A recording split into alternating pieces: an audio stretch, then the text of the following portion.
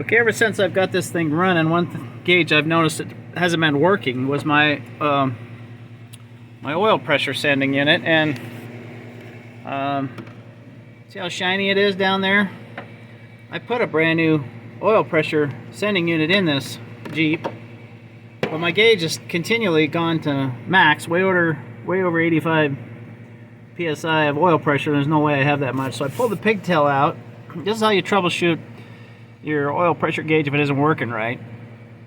Now in the book I saw, of course, closer to a direct ground will keep it at zero pressure. I think it was like 40 ohms or so was about mid gauge, and 80 ohms or higher was max gauge, which is seeing an infinite connection or high. So what I did, I'm using my stuff, is pick tool to be able to probe into the female, and I gator clipped onto it this blue wire. And what I did, if I touch, this is one way to test it.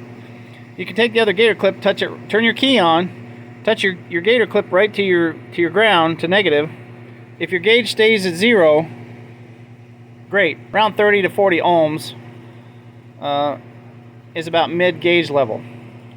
So I found a 33 ohm in my old electronics kit back when I went to school. So if you turn on key now, I got a 33 ohm in there, and I'm getting mid gauge now instead of that max 80 psi I was seeing. So that's my problem. Turn the key back off, gauge goes back to zero. Okay.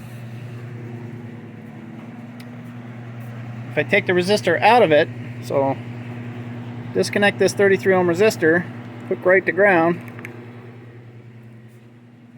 Let's confirm this because I was getting confused when I was reading to what I'm saying. Yeah, my attention deficit disorder. Ooh. Okay, so yeah, if you ground it, turn your key on, it stays at zero, that's a direct feedback to ground, or direct short to ground. You want to have some kind of resistance, so if I'm unhooked from the ground terminal or chassis ground, this is one way to check your cabling from the center all the way to your gauge. Now I key on, it goes max. That's what I was getting. So you have a direct short or you've got a bad sender. But I'm seeing, all right, from the pigtail to my gauge is working and the cabling's working, but it might be the actual female itself. And now, so yeah, from the plug, the pigtail, now this isn't necessarily saying the sending unit's bad, it could be the pigtail itself is what I'm suspecting, maybe that the female in there is spread out too much and it isn't making contact with the male post that's in the sending unit. It's only one wire. So it's one wire to ground. So if I'm able to touch this jumper from the pigtail going all the way to my gauge directly to ground and it stays at zero when I key on, then at least you know your cabling's working. If you disconnect this and just leave it sitting here, I'm not hooked to anything, and you key on, it goes max like that, then you've got an issue. Possibly bad sending unit. But as long as you can at least test your cabling all the way to your gauge, you know your gauge and cabling is good. If you go right to ground, this will keep it at zero. But midway through, and I found a 33 ohm here, this should put it around, I don't know, 35, 40 psi. Hook it to a 33 ohm to ground, and then when you key on, that's giving me about 24 or 5, so I think they said 37 or 40 or something like that was about halfway. So I've got a 33 ohm, but at least I know my gauge is working. So that's good, because I thought my gauge was shot, and I've still got to figure out my fuel gauge isn't working right. It's maxed all the time. But so at least I know that's working. Now I just got to figure out, I'll pull the pin out of here, the probe, for getting into the plug. has the gator clip hooked to it. So it's either this is spread out too much and it's not making the connection to the male pin of the sending unit, or the sending unit, I've got a bad one right out of the box, brand new, because I bought that. I put that in. The old one was so bad, melted and shit, I did have to buy a new one. So I either have a bad sender or I'm gonna have to get another pigtail, because this female is spread out too much. It's not making contact with the male. And you can also, inverse of that, check your pressure by clipping on to the sending unit. If I can ever get my dang pigtail back out over here. Okay, so if I can get in here and get on just the pigtail, it's hard to get in there.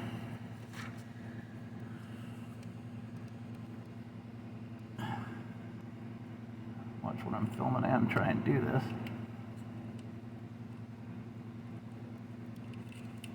I was on there once before. There. There, I'm on the male. Alright, so now I'm right on there. I should be able to turn on my meter to resistance, hook up one side, and then grab the other side, go to ground,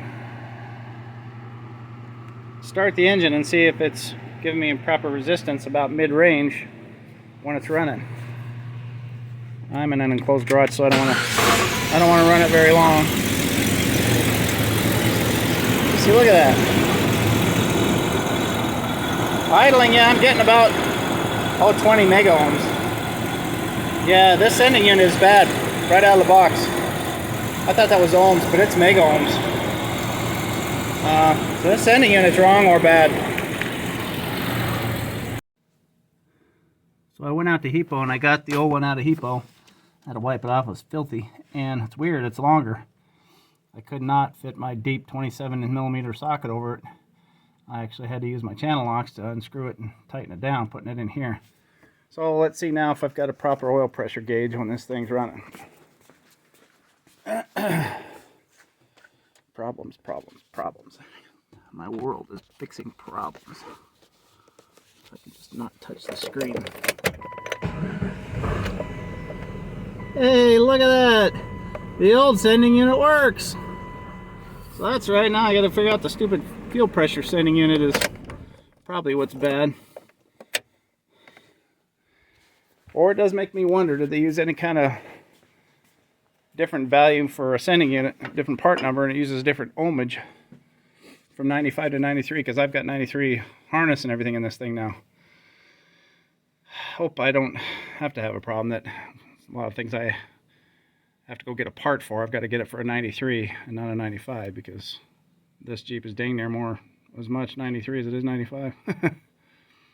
Anyway, well, there's some insight on oil pressure gauges.